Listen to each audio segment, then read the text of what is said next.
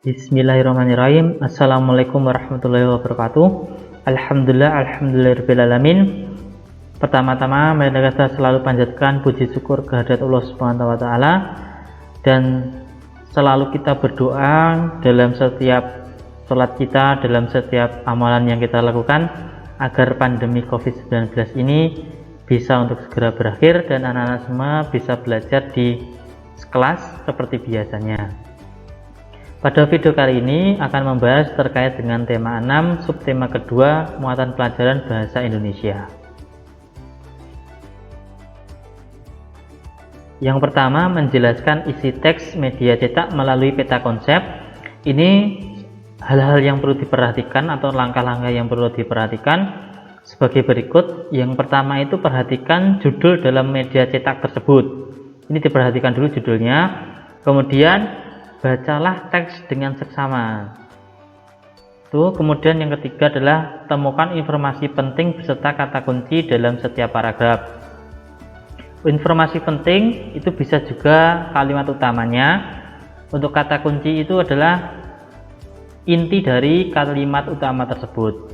Terus kemudian nomor 4 itu pahami informasi pentingnya.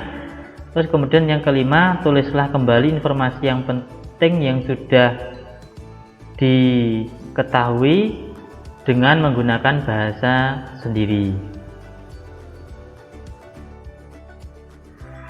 Baik, selanjutnya mengenai materi isi teks penjelasan. Ini materi ini bisa anak-anak lihat juga di subtema ke-1. Teks penjelasan atau eksplanasi adalah teks yang menjelaskan tentang proses terjadinya suatu fenomena alam atau sosial. Ini bisa dari prosesnya, kemudian bagaimana caranya, mengapa bisa terjadi, dan lain-lain. Nah, untuk teks penjelasan atau teks eksplanasi biasanya sering ditemui dalam surat kabar atau majalah juga bisa. Hasil simpulan isi teks penjelasan.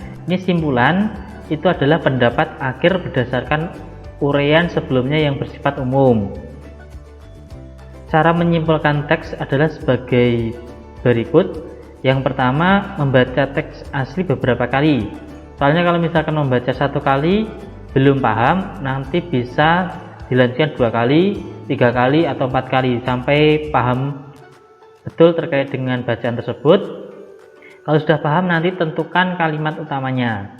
Setelah menentukan kalimat utama, ini hampir seperti mencari isi penjelasan di media cetak yang di bagian awal.